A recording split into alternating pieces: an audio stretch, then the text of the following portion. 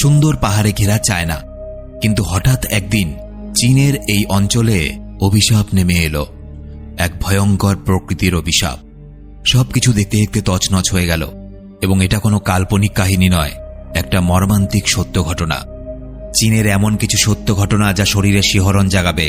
আজকের movie cloudy mountain. Movie শুরু হয়, দেখানো হয় চায়না। জায়গাটা চীনের দক্ষিণ পূর্ব অঞ্চলের একটা বড় পাহাড়ে ঘেরা জায়গা। এখানে ইয়ংডাং নামে একটা পাহাড় কেটে বিগত 10 বছর ধরে রেলপথ নির্মাণের কাজ চলছে, এবং পাহাড়ের কোন দিকটা কেটে রেলপথ নির্মাণ করা হবে এই সমস্ত কিছু দেখাশোনার জন্য এখানকারই একজন বাসিন্দা, যে কিনা একজন ভূতত্ত্ববিদ, তাকে নিয়োগ করা হয়েছে। এর নাম হলো হং। রেলপথ নির্মাণের জন্য পাহাড়ের গায়ে সুড়ঙ্গ কাটা হচ্ছিল। সাধারণত সুড়ঙ্গকে বড় করার জন্য এই ধরনের বিস্ফোরণই ঘটানো হয়, কিন্তু আজকের দিনটা অন্যরকম ছিল। সেখানে বিস্ফোরণ ঘটানোর পর ধোঁয়ার অন্ধকার কাটতেই দেখা যায় হঠাৎ করে পাহাড়ের গায়ে ফাটল ধরে গেছে, এবং সেখান থেকে দ্রুত গতিতে জল বেরোচ্ছে, এবং এই জলের তীব্রতা এতটাই ছিল যে মানুষ ছিটকে পড়ছিল। এটা দেখা মাত্র সেখানে থাকা সমস্ত কর্মীরা দৌড়দৌড়ি শুরু করে, কিন্তু চারদিক থেকে ফাটল ধরা পাহাড় আর এত জলের মাঝখান থেকে বেরোনো প্রায় অসম্ভব। হং সিদ্ধান্ত নেয় তার বান্ধবী এবং সহকর্মী, যার নাম হলো লিউ, তার কথা মতো তারা রেল লাইনের প্রবেশপথের নিচে থাকা একটা গুহার মধ্য দিয়ে বেরোবে। এই জন্য হং জলে নেমে একটা পথ নির্দেশক যন্ত্রের সাহায্যে সে গুহার রাস্তা খুঁজতে শুরু করে। আর অবশেষে সিগন্যালের মাধ্যমে লিউ আবিষ্কার করে এখন তারা যেখানে আছে, অর্থাৎ ট্রেনের সেন্ট্রাল লাইনে, সেই লাইন থেকে বাঁ দিকে তাদের 2 মিটার দূরত্ব অতিক্রম করতে হবে সেই গুহাটা অবধি পৌঁছানোর জন্য। হংয়ের কথা মতো সেখানকার কর্মীরা জলের নিচে একটা বিস্ফোরক সেট করে বিস্ফোরণ ঘটিয়ে গুহার মুখ উন্মুক্ত করে।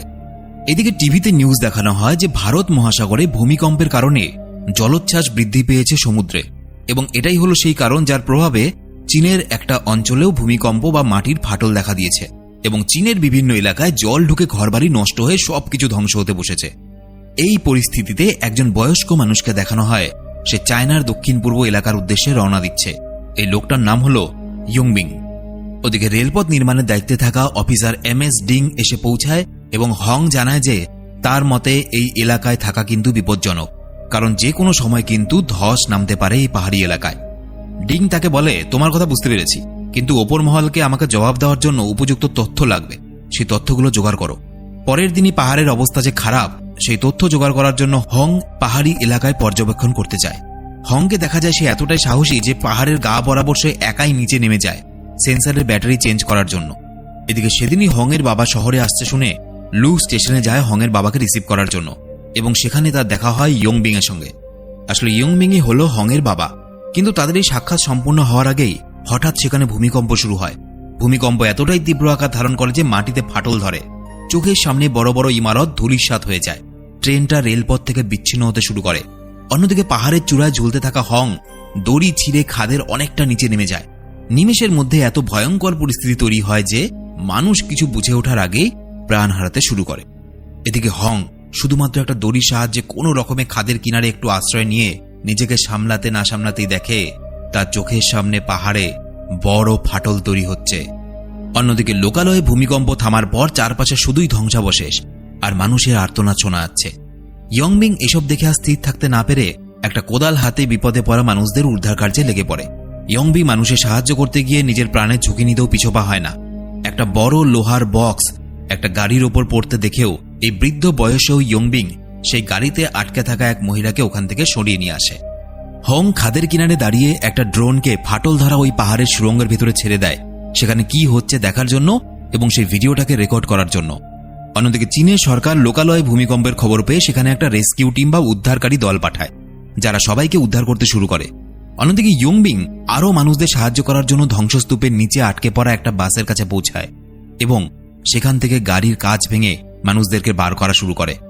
হং গুহার ভেতরে ড্রোন পাঠানোর পর যে সমস্ত তথ্য পেয়েছিল তা সবকিছু ইঞ্জিনিয়ার হিকে ফোন করে জানায় এবং তাকে বলে MS ডিংকে জানাতে যে পাহাড়ের মধ্যে একটা সুড়ঙ্গ দেখা দিয়েছে, যেটা কিনা ভূমিধস ঘটাতে পারে এবং সমগ্র এলাকা কিন্তু বিশাল বড় বিপদের মুখে দাঁড়িয়ে আছে এখন। এদিকে লিও একজন ভূতাত্ত্বিকবিদ হওয়ার জন্য সে তার সেন্সর যন্ত্রের মাধ্যমে বুঝতে পারে তারা যে এলাকায় বর্তমানে রয়েছে সেখানে একটা বড় অন্তর্নিহিত গর্ত দেখা যাচ্ছে। এরই সাথে সেখানে গভীর জল রয়েছে, তাই যে কোনো মুহূর্তে আবার ভূমিধস নামতে পারে। লিউ এই খবরটা রেস্কিউ টিমকে জানাতেই তারা ওই এলাকা থেকে সব মানুষকে সরাতে শুরু করে কিন্তু এমন সময় লিউ ইয়ংবিংকে কোথাও খুঁজে পায় না। দেখা যায় ধ্বংসস্তূপের নিচে উদ্ধার কার্য চলতে চলতেই আবারও ভূমিধস হতে শুরু করে, আর এই ভূমিকম্পের ফলে ধ্বংসস্তূপের নিচে আটকে থাকা বাস যাত্রী এবং তাদের বাঁচাতে আসা সুরক্ষা কর্মীরা ভয়ঙ্কর বিপদের মুখে পড়ে। সকলে বাসের মধ্যে এদিক ওদিক ছিটকে পড়তে শুরু করে, অনেক মানুষ মারা যায়। দ্বিতীয় ভূমিকম্পের প্রভাব কমলে এমএস ডিং তাদের কমান্ড সেন্টারে এসে সহকর্মী মিস্টার লিনের ভিডিও কলে জানতে পারে যে স্যাটেলাইট সিগন্যালের মাধ্যমে এটার পূর্বাভাস পাওয়া গেছে যে ভূমিকম্পের কারণে ইয়াংড্যাং পর্বতের কিন্তু আরও ক্ষতি হতে পারে, এবং আবার যদি ভূমিকম্প হয় সেখানে ওই যে ব্রিজটা আছে সেই ব্রিজটা কিন্তু সম্পূর্ণ ভেঙে পড়বে।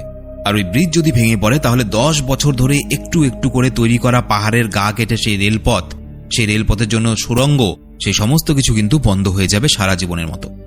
হংকে দেখা যায় সেই ভয়ঙ্কর ভূমিকম্পে আহত হলেও বেঁচে রয়েছে, আর লুইয়ের কাছে লোকালয়ে ঘটে যাওয়া বিপর্যয়ের কথা জানতে পেরে সে দ্রুত গতিতে লোকালয়ে ফিরেছে। লু সাথে সাথে এটাও জানায় যে আমরা মানুষদেরকে বাঁচাতে গিয়ে একটা গর্তের মধ্যে পড়ে আছি।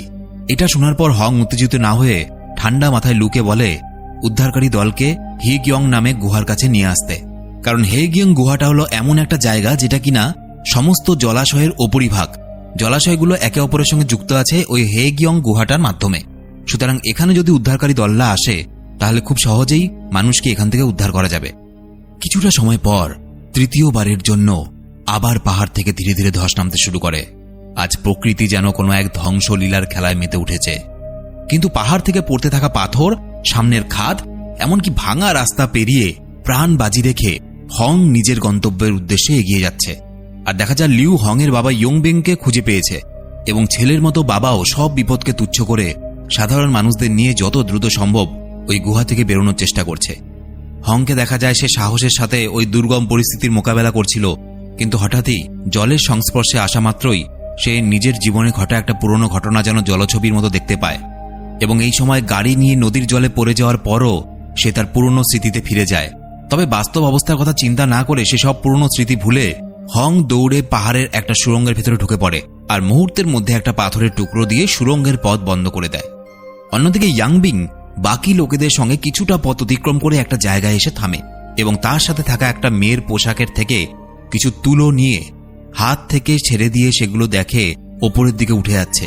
এর মানে হলো এখানে হাওয়া ওপরের দিকে উঠছে, অর্থাৎ বাইরে বেরোনোর রাস্তা হলো সেদিকে। কিন্তু সেদিকে যেতেই তারা দেখে তাদের সামনে একটা খাদ রয়েছে প্রায় 44 মিটার গভীর। তবে সুড়ঙ্গের থেকে বেরোনোর একটাই মাত্র পথ, কিন্তু তাদের সাথে থাকা একজন লোক মাথায় চোট পাওয়ার কারণে খুবই অসুস্থ। এরই সাথে একজন মহিলা এবং একজন শিশুও রয়েছে। তাই ইয়াংবিং ওপর থেকে নিচে নামার জন্য চারপাশে শক্ত পাথরের দেওয়ালে দড়ি বাঁধতে শুরু করে। এরপর সেই দড়িটা নিজের কোমরের সাথে বেঁধে এদিক ওদিক যাওয়ার চেষ্টা করে। এক কথায় সে মানুষ নামানোর জন্য একটা কপিকলের মতো ব্যবস্থা তৈরি করে নেয়। কপিকল কি? কপিকল হলো একটা চাকার মতো জিনিসের মধ্যে দিয়ে দড়ি বেঁধে রাখা হয়, যার সাহায্যে ভারী বস্তু ওঠানামা করানো যায় খুব সহজে।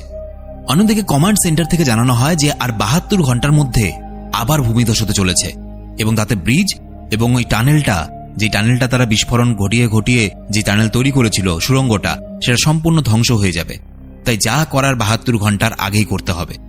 এমএস ডিং রাষ্ট্রীয় কমান্ড সেন্টারের সঙ্গে যোগাযোগ করে এবং একটা প্ল্যান বানায় যে পাহাড়ে বিপজ্জনক জায়গাগুলোতে ব্লাস্ট করে সেখানকার পাহাড়গুলোকে আগে থেকেই ধ্বংস করতে পারলে আকস্মিক ধসের জন্য ক্ষতি হওয়ার সম্ভাবনা থাকবে না। কারণ একটা বিরাট এরিয়া জুড়ে যদি ধস নামে একসাথে তাহলে আর কিচ্ছু বাঁচবে না। সুতরাং আগে থেকেই ছোট ছোট পাহাড়গুলোকে আলাদা করে দিতে হবে, তাহলে পরে ওই ধসটা বিরাট পরিমাণে নামবে না। এবং তার কথা মতো পাহাড়ি বিপজ্জনক জায়গাগুলোতে হেলিকপ্টারের সাহায্যে বিস্ফোরক নিয়ে যাওয়ার কাজ শুরু হয়। অন্যদিকে দেখা যায় হং সুড়ঙ্গের মধ্য দিয়ে তার বাবাকে ডাকছে, অর্থাৎ দ্বিতীয় ভূমিধসের পর বাস সমেত যাত্রীরা যে গুহার মধ্যে গিয়ে পড়ে সেই গুহার অন্য একটা পথ দিয়ে হং প্রবেশ করেছিল।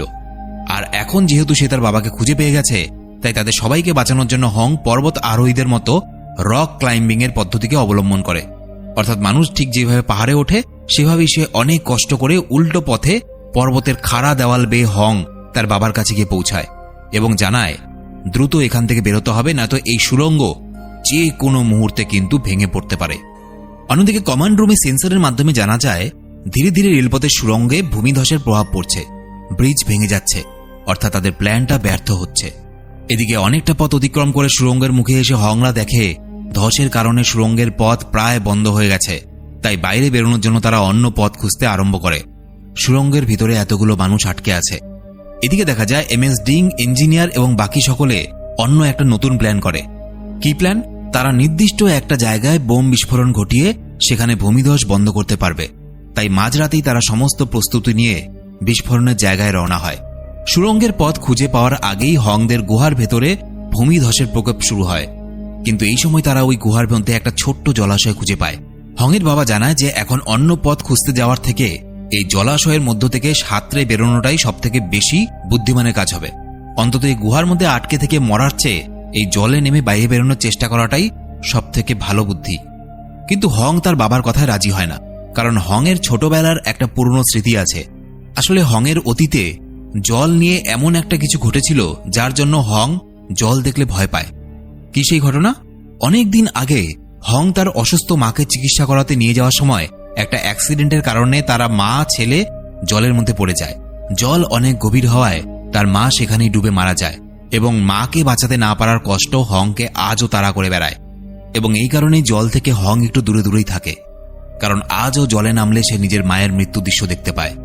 ছেলের কথা মতো ইয়াংবিং জলপথে না গিয়ে গুহার ভেতরে সবাইকে নিয়ে অপেক্ষা করতে থাকে। ওদিকে দেখা যায় সেন্সর থেকে পাওয়া তথ্য অনুযায়ী পাহাড়ের ধস কিন্তু আবার নামতে চলেছে এবং সাং গুওভি নামে পাহাড়ি এলাকায় যা পরিস্থিতি দেখা যাচ্ছে সেই অনুযায়ী বর্তমানে ভূমিধস শহরে নামতে চলেছে। এতক্ষণ ভূমিধস যা নামছিল সেগুলো পাহাড় এবং পাহাড়ের বিভিন্ন গ্রামের মধ্যে নামছিল, কিন্তু এখন যা অবস্থা, ইয়ানজিয়াং শহরকে নিমিষের মধ্যে ধ্বংস করে দিতে পারে এমন ভূমিধস নামতে পারে। আর এই ঘটনা ঘটতে আর 2 ঘন্টা বাকি রয়েছে। তাই এই আসন্ন বিপর্যয়ের সাথে মোকাবেলা করার জন্য চায়নার সমস্ত বিভাগ কাজ করতে শুরু করে। গভর্নর লিং নিজে পুরো শহর ঘুরে ইয়াংজিয়াং শহরটাকে সবাইকে দ্রুত ছেড়ে দেওয়ার নির্দেশ দেয়। দেখা যায় এরকম বিপর্যয়ের খবর শুনে সবাই মিলে প্রাণপণে নিজেদের বাড়ি ঘর ছেড়ে পালাতে শুরু করে। পুরো শহরে লোকজন আর যানবাহনের ঢল নামে। এদিকে আবহাওয়া দপ্তর থেকে খবর আসে যে শহরে বিশাল বড় ঝড় আসতে চলেছে, যা বিপদের ঝুঁকি আরও বাড়িয়ে দেবে। আর সেই পূর্বাভাস অনুযায়ী শহরে বৃষ্টি শুরু হয় এবং এর সাথে সাথে বিভিন্ন এলাকায় ধস নামতে দেখা যায়। অন্যদিকে সুড়ঙ্গের ভেতরে আটকে থাকা হং জলাশয়ের সামনে তার বাবার কিছু জিনিস দেখে বুঝতে পারে জল নিচে নেমে যাওয়ার পর তার বাবাও জলে নেমেছে। আর এটা দেখা মাত্রই হং নিজে জলে নামে তার বাবাকে খুঁজতে, আর সৌভাগ্যবশত তার বাবাকে খুঁজেও পায় এবং ওই জলপথের মাধ্যমে সুড়ঙ্গের বাইরে বেরিয়ে আসে। তাদের দুজনকে দেখে রেস্কিউ টিম তাদের সাথে বাকি লোকেদেরও উদ্ধার করতে সেখানে পৌঁছায়। হং এবং তার বাবা সহ বাকি সমস্ত লোকেদের উদ্ধারের খবর মেসেজের মাধ্যমে লিউ জানতে পারে। তবে খুব স্বাভাবিকভাবেই এত কম সময়ের মধ্যে এত মানুষকে একটা শহর থেকে দূরে সরানো সম্ভব নয়। তাই অবশেষে কন্ট্রোল রুমের একজন কর্মী পরামর্শ দেয় শহরকে বাঁচাতে হলে রেলপথের সুড়ঙ্গে বিস্ফোরণ ঘটানোই একমাত্র শেষ উপায়। কিন্তু 10 বছরের অক্লান্ত পরিশ্রমে তৈরি করা রেলপথ এইভাবে ধ্বংসের মুখে পড়ুক সেটা এখানকার কেউই চায় না। তারপরেও অনেক ভেবেচিন্তে সেখানে উপস্থিত ইঞ্জিনিয়ার হি এবং MS ডিং শহরবাসীদের বাঁচানোর জন্য অনেক কষ্টের সাথে বাধ্য হয়ে এই সিদ্ধান্তে সম্মত হয়। কিন্তু এই সময় হং আরেকটা নতুন প্ল্যান নিয়ে MS ডিং এর কাছে পৌঁছায়। কি প্ল্যান? প্ল্যানটা হলো ইয়াংডাং পর্বতের কাছাকাছি অবস্থিত আরেকটা পর্বত আছে যার নাম নিওয়াগান। হংয়ের প্ল্যান অনুযায়ী সে নিউগুয়ান পর্বতে বিস্ফোরণ ঘটালে রেলপথের সুড়ঙ্গ ধ্বংস করা ছাড়াই শহর এবং পাহাড়ের মধ্যে একটা বিভাজন তৈরি হয়ে যাবে, যার ফলে শহর এবং রেলপথ উভয়কেই বাঁচানো যাবে। সাথে সাথে দেখা যায় হং নিজে MS ডিং এর কাছে যায় এবং বিস্ফোরক নিয়ে সেই পাহাড়ের উদ্দেশ্যে রওনা দেওয়ার প্রস্তাব রাখে। হং তার কথা মতো রেস্কিউ হেলিকপ্টারে করে নিউগুয়ান পর্বতের সামনে এসে পৌঁছায় আর প্রাণের ঝুঁকি নিয়ে পর্বতের গায়ে ছিটকে পড়ে। সে কোনো আধুনিক প্রযুক্তি সাহায্য ছাড়াই পাহাড়ের গা বেয়ে উঠতে শুরু করে এবং একটা ঝর্ণার কাছে এসে পৌঁছায়। কিন্তু সেখান থেকে উপরে উঠতে গিয়ে হংয়ের হাত ফসকে গেলে হঠাৎ 2টো হাত হংকে বাঁচিয়ে নেয়। আসলে নিজের ছেলেকে বিপদের মুখে একা যেতে দেখে চুপ থাকতে না পেরে হংয়ের বাবাও সেখানে উপস্থিত হয় এবং তারপর তারা দুজন মিলে গন্তব্যের দিকে রওনা দেয়। অন্যদিকে MS ডিং নিজেই 600 কিলো বিস্ফোরক নিয়ে এই অপারেশনের লিডার হিসাবে হেলিকপ্টারে করে নিউগুয়ান পর্বতের উদ্দেশ্যে রওনা দেয়। এই বিপর্যয়ের সময় লিউ পাহাড়ের সমস্ত দুর্গম এলাকায় থাকা অনেক বাচ্চাদেরকে বাঁচিয়ে একটা নিরাপদ জায়গায় এনে রেস্কিউ টিমের সাহায্যের জন্য অপেক্ষা করতে থাকে। এদিকে পাহাড়ের অনেকটা উচ্চতা অতিক্রম করার পর ওই এলাকায় হতে থাকা অনবরত বৃষ্টির জন্য হংয়ের পাহাড়ে উঠতে সমস্যা হয়। পাহাড়ের গা পিছল হয়ে যাওয়ায় এবড়ো খেবড়ো কোনো স্থানে সে হাত পা টিকিয়ে রাখতে পারে না। ছেলের এরকম বিপদ দেখে ইয়ংবিং পাহাড়ে ওঠার কোনো জিনিস না পেয়ে নিজেকেই পাহাড়ের দেওয়ালের সাথে আটকে একটা সাপোর্টের মতো তৈরি করে এবং হংকে নির্দেশ দেয় যে তুমি আমার ওপর ভর দিয়ে প্রবেশপথের মুখে পৌঁছাও। অবশেষে এই উপায়ে হং একসময় পাহাড়ের মুখে পৌঁছে যায়, কিন্তু দেখা যায় হংয়ের বাবা হাসি মুখে পাহাড়ের কোলে ঢলে পড়ে। সারা জীবন আত্মত্যাগ করে আসা এক সৈনিক নিজের শেষ নিঃশ্বাসটুকু দেশের মানুষকে বাঁচানোর জন্য হাসি মুখে বিসর্জন দেয়। বাবার এত বড় আত্মত্যাগকে সম্মান দেওয়ার জন্য হং নিজের সর্বপ্রচেষ্টা দিয়ে পাহাড়ের সুড়ঙ্গের মুখে ওঠে। এই সময় দেখা যায় MS ডিংও হেলিকপ্টার নিয়ে সুড়ঙ্গের মুখে একটা দড়ি আটকে তার সাহায্যে হংয়ের কাছে সমস্ত বিস্ফোরক পৌঁছাতে শুরু করে। হং একা হাতে সেই 600 কিলো বিস্ফোরক পাহাড়ের ভেতরে পৌঁছে দেয়, আর অবশেষে ক্লান্ত অসুস্থ অবস্থায় সুড়ঙ্গের মুখে লুটিয়ে পড়ে। এদিকে হেলিকপ্টারের চালক হাওয়ার গতির বাড়বাড়ন্ত দেখে পাহাড় এবং হেলিকপ্টারের মধ্যে সংযুক্ত দড়ি কেটে ফেলতে বাধ্য হয় এবং বিস্ফোরণের মাত্র 4 মিনিট আগে চালক হেলিকপ্টার নিয়ে সেখান থেকে সরে যায়। হংয়ের কাছে থেকে যায় শুধুমাত্র তার জীবনের বেঁচে থাকার অন্তিম মুহূর্তগুলো আর বিস্ফোরকের সাথে পাঠানো MS ডিংয়ের মোবাইল, যা MS ডিং নিজেই বিস্ফোরকের সাথে পাঠিয়েছিল লিউ এবং হংয়ের সঙ্গে যোগাযোগ করিয়ে দেওয়ার জন্য। হং নিজের জীবনের শেষ সময়ে তার ভালোবাসার মানুষটার সাথে কথা বলতে শুরু করে। তাদের কথোপকথন চলতে চলতে বিস্ফোরণের সময় এগিয়ে আসে, তবে বিস্ফোরণ ঘটার ঠিক আগ মুহূর্তে একটা আশার আলোর মতো MS ডিং হেলিকপ্টার নিয়ে আবারও পর্বতের মুখে ফিরে আসে, আর তাকে আসতে দেখে হং নিজের সমস্ত শারীরিক দুর্বলতাকে ছেড়ে ফেলে হেলিকপ্টারের উদ্দেশ্যে দৌড়ে এক লাফে সুড়ঙ্গের মুখ থেকে ঝাঁপিয়ে পড়ে। তবে সৌভাগ্যবশত হেলিকপ্টারটা কাছে থাকায় সে হেলিকপ্টারের স্ট্যান্ডটা ধরে ফেলে।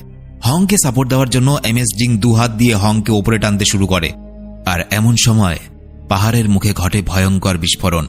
600 কিলো বিস্ফোরকের দাপটে সুবিশাল পাহাড় মুহূর্তের মধ্যে ধূলিসাৎ হয়ে যায় এবং এর ফলে কৃত্রিম ভূমিধস সত্যি সত্যি শহর এবং পাহাড়ের মাঝখানে একটা পাঁচিল তৈরি করে দেয়। আর বিস্ফোরকের প্রভাব শেষ হওয়ার পর পরিস্থিতি একেবারে স্বাভাবিক হয়ে যায় এবং মুভিটা এখানে শেষ হয়ে যায়। এই মুভিটা আসলে তৈরি হয়েছে চায়নার রেলকর্মী এবং চায়নার রেল সৈনিকদের নিয়ে।